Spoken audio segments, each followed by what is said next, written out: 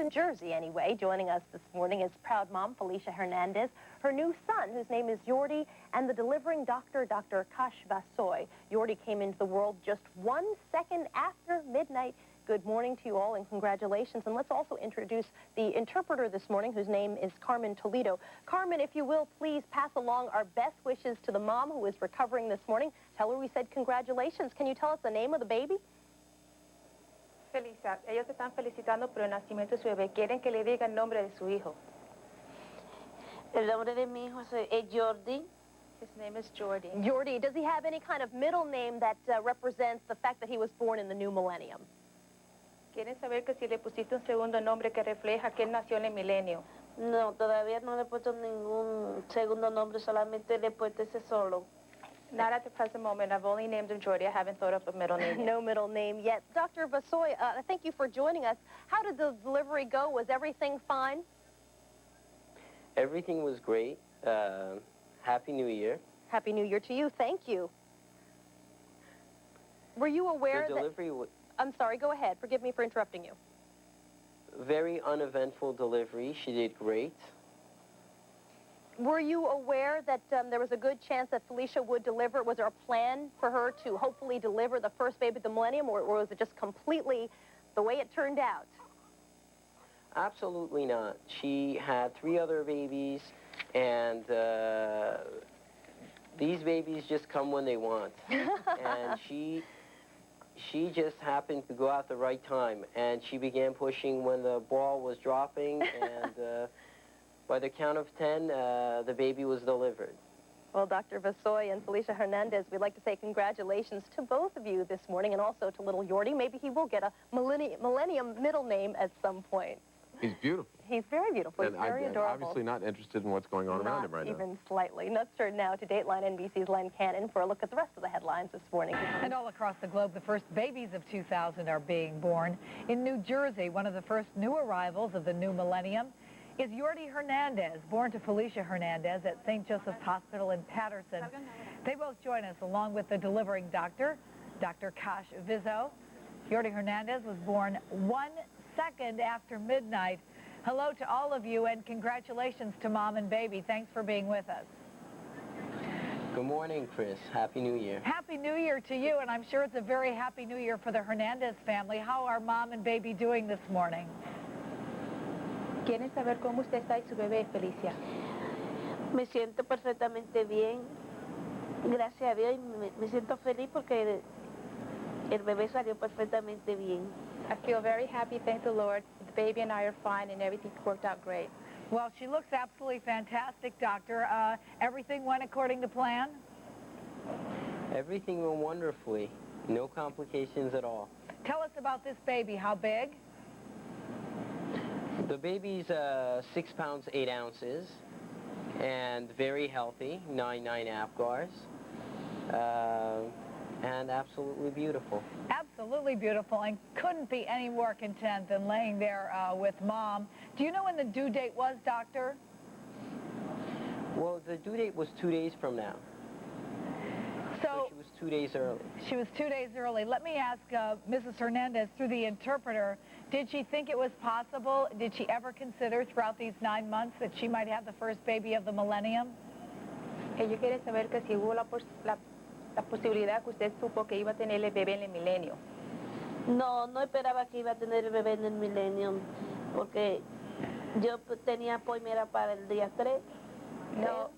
No, it never crossed my mind. My due date was for January 3rd. So how is she dealing with all this attention?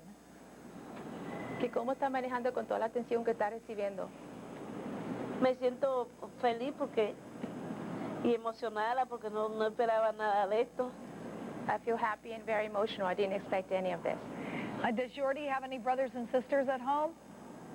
Que si Jordi tienes algunos hermanos y hermanas en la casa. Sí. Yes. How many? ¿Cuántos? 3. 3. 2 boys and a sister. So they must be thrilled this morning. I can only imagine that we have now a 4th baby, Hernandez. Doctor, looks like they're doing great. You say they're doing great. When will they be able to go home and join the rest of the family? They should be able to go home tomorrow or the next day. It's really up to her. Well, She in the did meantime, very well. go ahead. She did very well, and it's up to her. If she wants to go home tomorrow, she can. The next day, she also can.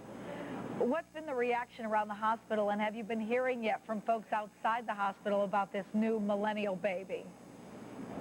Well, everybody is very excited. Everybody is very excited. I think that personally, when for the first time in the history of mankind we could foresee lasting peace, when we're in, amidst such a technological revolution, then this baby embodies all our hopes for the future.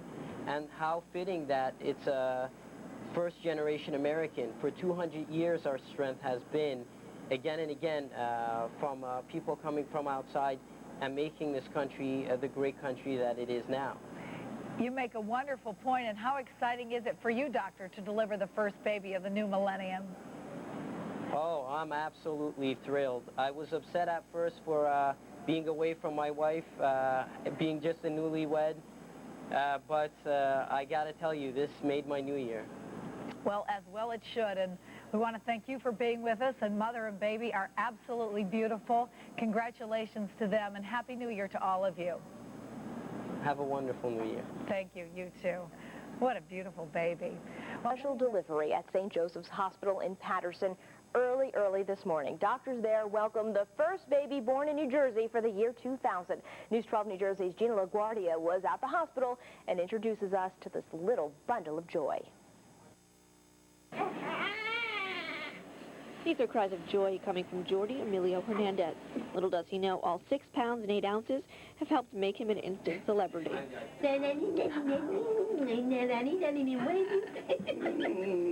Mother happy. Jordi was born at the stroke of midnight. Doctors say his mom watched the ball drop in Times Square. This little guy made a grand entrance without even letting her know. She said at 12. She wasn't fully conscious to it. She just knew when the doctor told her she had a millennium baby. The fanfare that came with it was also a big surprise. Checks, flowers, and lots of attention keep pouring in.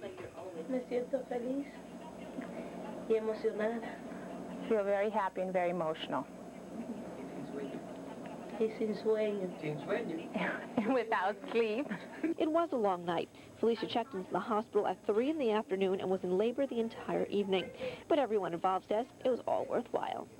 As far as myself and all the staff here at St. Joe's, if we had to be here on New Year's Eve, this is the one thing that could make it all worthwhile.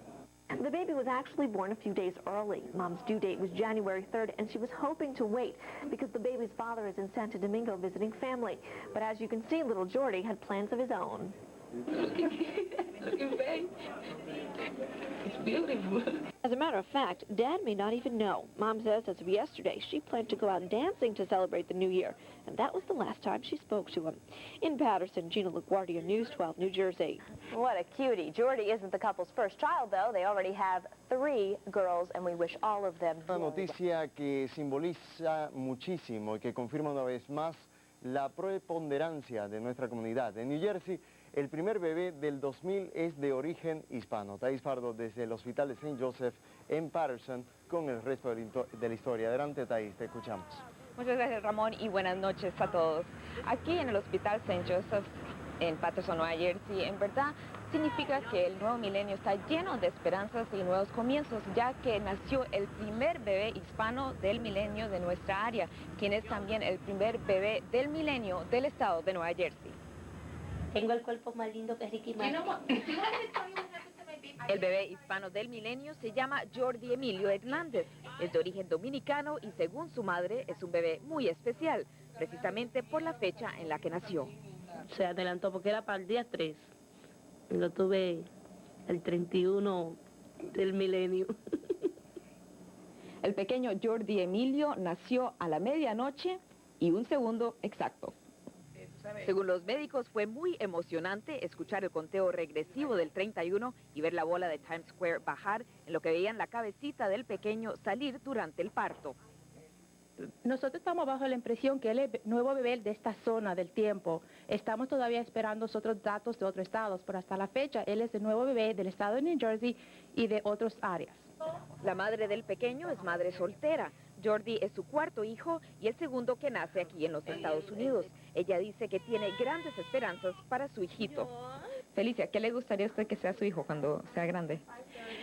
Me gustaría que él sea un hombre de bien y que si pues, tiene toda la posibilidad de ser un presidente que lo llegue a ser de los Estados Unidos. Bueno, la familia del bebé dice que en verdad es cosa del destino que el pequeño haya nacido justo el 1 de enero a la medianoche, ya que en el hospital habían otras 7 mujeres que dieron a luz. Ramón. Muchísimas gracias, Thais. Obviamente está Tonight, the first New Jersey baby born in the new millennium went home from the hospital today. Jordi Emilio Hernandez came into the world on 1 second after midnight, January 1st, at St. Joseph's Hospital in Patterson. Little Jordi weighed in at 6 pounds, 8 ounces. He's the 4th child of Dominican immigrants Felicia and Felix Hernandez. Speaking through an interpreter, his mother said Jordi's New Year's birth was a shock because she wasn't expecting him for a few more days. En el nuevo milenio. She said it's been very emotional and very surprising, so I wasn't due until the 3rd, so I was really shocked to have been born on the millennium.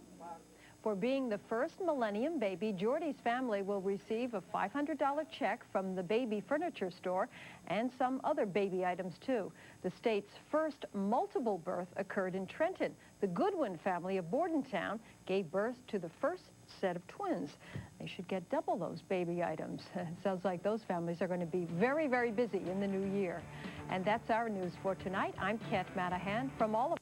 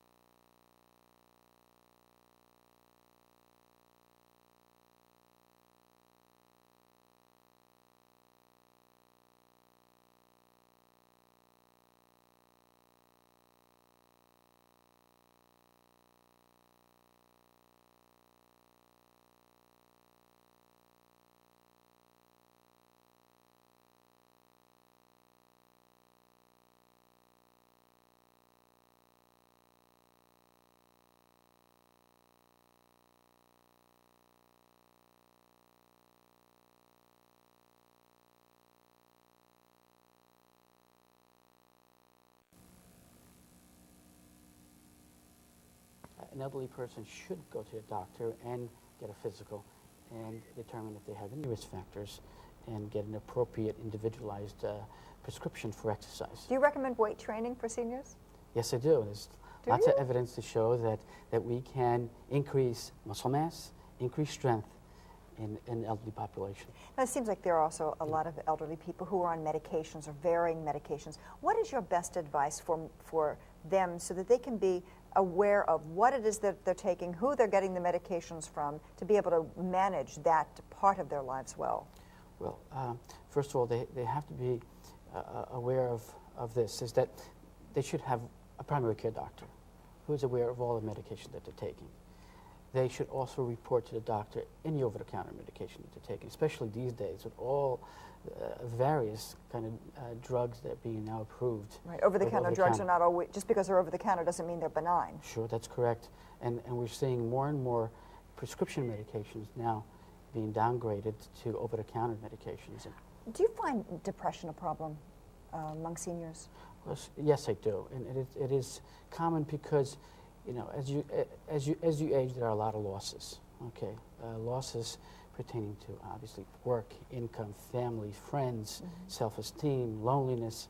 I think you know, these are risk factors for depression, and I look for this because I can make a difference in a person's lives. Do you need medication to be able to help that, or can you really work on some other kinds of alternative therapies to be able to help a senior get out of that? Sure. I'm a believer in entertaining non-pharmacological methods first. And the more you're involved, the more you're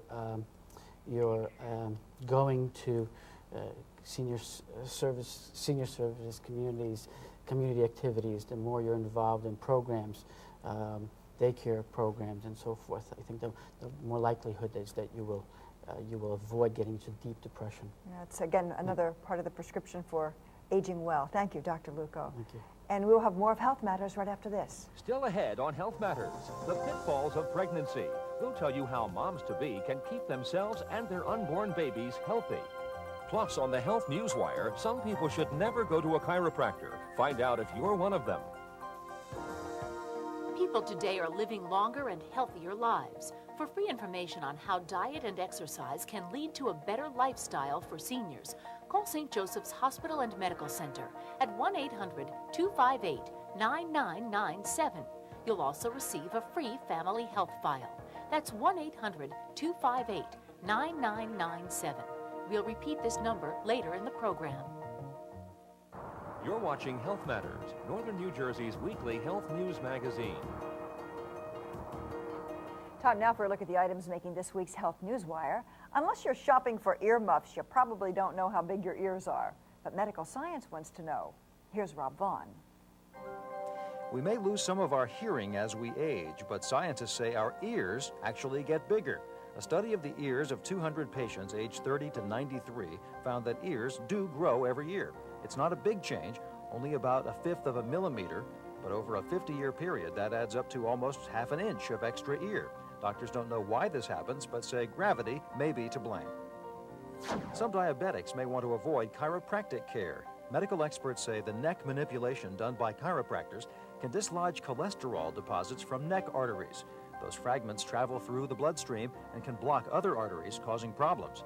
Diabetics are prone to these deposits and may want to avoid chiropractors. Anyone with high cholesterol or atherosclerosis also faces high risk. Doctors give rave reviews to the Pap test for cervical cancer. That test takes a cell scraping from a woman's cervix and examines it for cancerous changes. Since the test's introduction in the 1950s, the death rate from cervical cancer declined by 70%. Doctors say if every woman got a regular Pap test, we could prevent all cervical cancer deaths. This is Rob Vaughn for the Health Newswire. And now, we'll look at something that you probably don't think much about. Your teenage daughter and osteoporosis. Girls don't get osteoporosis when they're teenagers, but the things they do and don't do for their bodies can determine whether or not they'll get osteoporosis later. Reporter Amy Burkett has some guidelines that can help young women keep this disease out of their lives forever. 76-year-old Rita Picken has a story that is all too common in this country. It starts with a fall she took in her own home. I came down the steps in our house. They're carpeted steps, and I was wearing bedroom slippers, which I had worn many times before, and I just slipped and sat down very hard. That fall crushed a vertebrae in Rita's back and fractured 2 others. The incident served notice. Rita had osteoporosis. The bone is fragile and allows fractures to occur with minimal or no trauma. That's characteristic of osteoporosis. Osteoporosis results from a breakdown in bone tissue. Throughout life, bone is constantly broken down and rebuilt. It's a balancing act, so you don't lose more bone than you're able to make up. Yet after menopause, that balance changes and women begin to lose more bone tissue than they gain. The bones become brittle and prone to fracture. It's been called the silent thief because bone is being stolen away, but there's no evidence of it until it's already at a severe stage. Doctors can prescribe drugs to slow down bone loss in postmenopausal women, but prevention is really the best answer. That's why osteoporosis is now a major health issue for this group, adolescents and young adult women. Before age about 30, you're building up bone at a faster rate than it's breaking down. So if you can, the more you build, the more you can afford to lose. Here's how you can prevent osteoporosis. Exercise regularly. Avoid smoking and excessive alcohol use.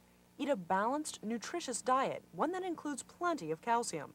If you're not getting enough calcium, talk with a doctor about supplements. Prevention can even continue past menopause. At that time, a woman's body stops making estrogen, the hormone that protects bone tissue. To make sure bone stays protected, women need estrogen replacement therapy. It's worked for Lucille Goforth. She has not lost any bone density over the time we've been following her. Rita Pickin wishes she knew 50 years ago what she knows today. Now she's forced to live with osteoporosis. These women, however, still have a chance to beat it. This is Amy Burkett reporting. Now it's time to check your medical IQ with our weekly health quiz.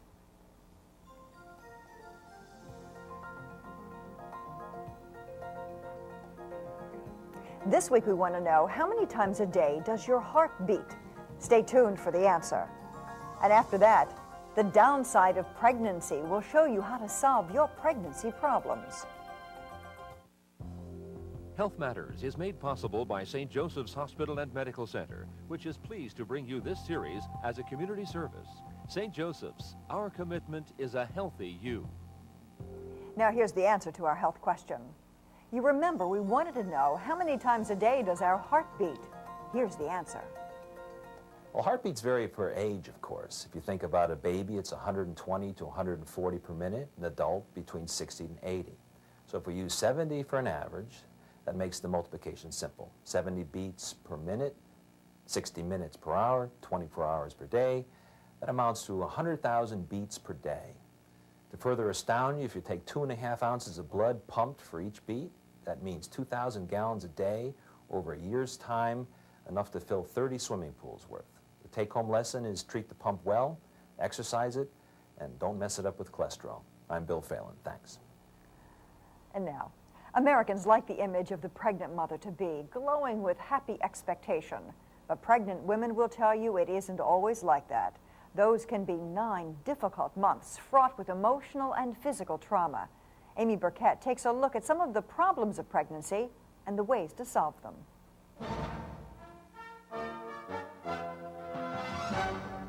Just hours after delivering her second baby daughter, Kristen Walker got an unusual burst of energy. I was doing laps around hospital corridors. I couldn't sit still. I had a lot of energy, and which I thought was going to be good because I had to go home to 2 kids. But 2 weeks later, Kristen's energy ran out.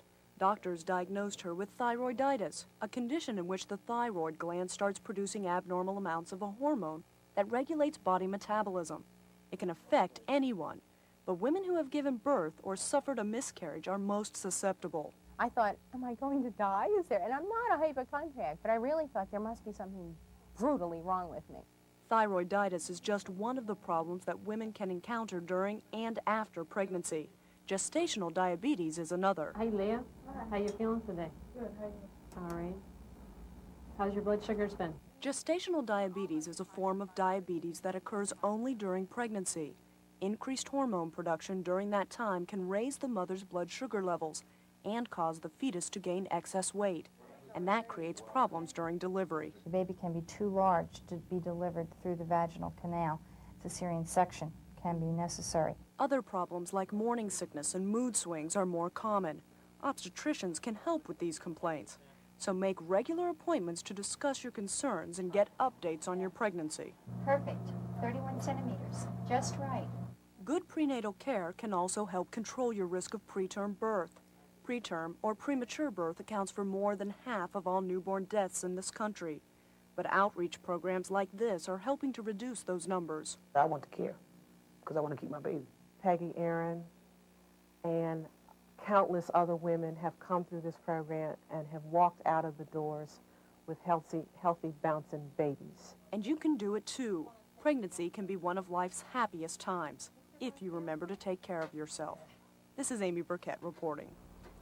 Well, joining us here is Dr. Roger Kearse, the acting chairman for the Department of Obstetrics and Gynecology at the Children's Hospital at St. Joseph's. Doctor, thanks for joining us to discuss this issue of pregnancy and problems that some women do face. We talk about women getting in shape for pregnancy. How can they do that? Well, I think the most important part about people getting into shape is getting regular GYN care, going to a gynecologist before they even get pregnant. This brings up the whole issue of what's called preconceptual counseling, where couples come in, they're planning on getting pregnant, and they want to know how they can get into good shape both medically and physically before they attempt a pregnancy. Important behaviors like alcoholism and drug addiction that can be modified prior to pregnancy will have a profound impact on pregnancy outcome down the road. Blood pressure problems that are present before pregnancy, diabetic problems that are present. If you can control these prior to the person even getting pregnant, you can markedly reduce the complications associated with pregnancy. Have you ever come up against a situation where you see someone with such a serious problem that you advise them to really delay pregnancy?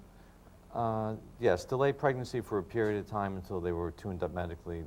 Severe diabetics, people that have problems with markedly impaired kidney function, extremely labile blood pressures, things like that.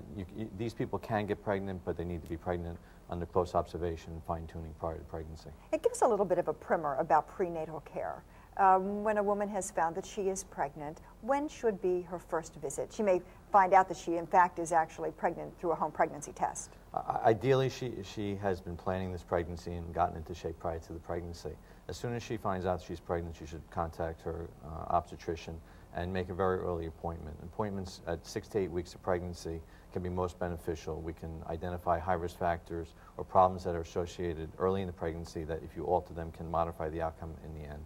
You can document that the pregnancy is in the right place, meaning that it's in the uterus instead of an extrauterine site like a tubal pregnancy.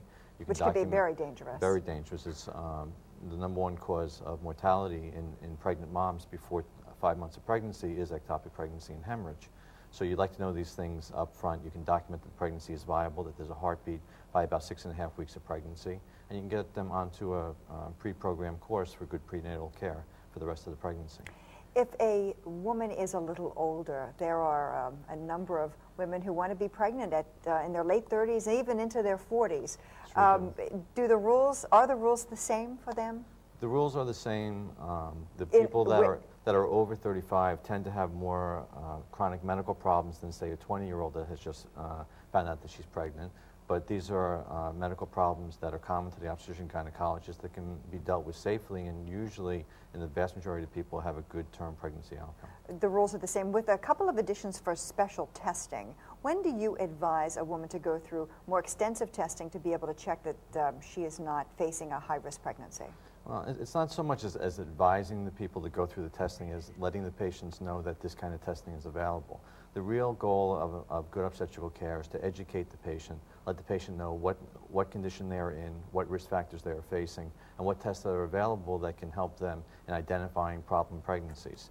Whether they choose to go through these testings or not is truly up to them. It's not something we recommend. Certain things like an amniocentesis, for instance. Mm-hmm. We recommend it for people over the age of 35 because their incidence of genetic abnormalities in the baby is increased over the age of 35.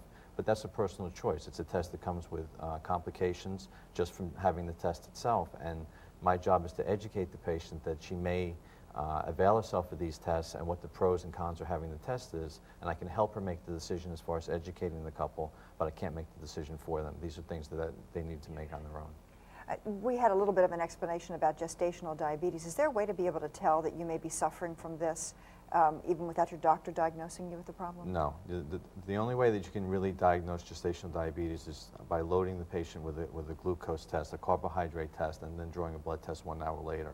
It's a screening test that should be done for all pregnant women. It's done approximately 24 to 28 weeks of gestation, which is in about the 6th month of pregnancy. It's a non-fasting test, which is a very reliable test. If the screen test is positive, we go on to more formal testing to make the diagnosis. About 3% of women that are pregnant will have diabetes in pregnancy. It's a truly manageable condition, provided that it's diagnosed. And once it's diagnosed and managed appropriately, the vast majority of these people have a healthy outcome. It doesn't threaten the mother or the baby once it's treated? As long as it's treated and under control, the risk factors for gestational diabetes about equal the risk factors for an uncomplicated pregnancy, provided the glucose remains in control. Let's talk about something like weight gain. How much is a good weight? A good weight is, first of all, starting out with an ideal body weight that's appropriate, and that's easy to figure out. It's about 100 pounds for 5 feet tall, and then about 5 to 7 pounds for every inch over 5 foot. We like to have people gain in the range of 30 to 35 pounds, but you have to understand that there's a very large variance in weight gain that's associated with a completely normal pregnancy outcome. So the rule of thumb is about 3/4 of a pound per week up to about 20 weeks of pregnancy, and then a pound a week from 20 weeks to 40 weeks, which is your due date, for an average of about 30 to 35 pounds. So it's real important for the mother to be able to eat well, but not to be able to load herself with high-fat foods, which then make her gain extreme amounts of weight, which are difficult to take off afterwards? Everything in moderation. Not so much high fat, but even high carbohydrate is not good for you, because that will set you up also if you have a propensity for diabetes in pregnancy, increased weight gain, increase in carbohydrates in your diet, well above the normal recommendations, will set you up for diabetes in pregnancy. Great. Dr. Kearse, thanks so much. And we'll have more of Health Matters right after this. With proper prenatal care, you can have a healthy pregnancy. For free information about prenatal care, call St. Joseph's Hospital and Medical Center at 1-800-258-9997. That's 1-800-258-9997. We hope the information that you learned here helps you and your family stay healthy. I'm Pat Shiraki. Next time on Health Matters, controlling the nation's 4th leading cause of death.